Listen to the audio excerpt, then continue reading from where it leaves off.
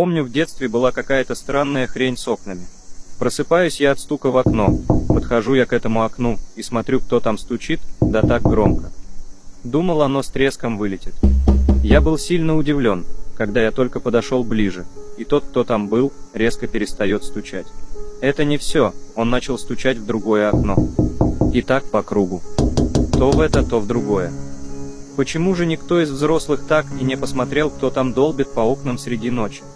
Мои родители поехали в деревню, а я захотел остаться дома. Сказали, что вечером приедут, но они мне позвонили в часов 8 вечера и сказали, что сегодня я дома буду один, так как они застряли в деревне из-за поломки машины. Вот так я и остался дома один. Я набрался смелости выглянуть в окно и посмотреть, кто же это. Как только я прислонился к стеклу, в него кто-то ударил. Но я не видел его. От соседнего дома падал небольшой фонарный свет на эту территорию, где я мог увидеть того, кто стучал.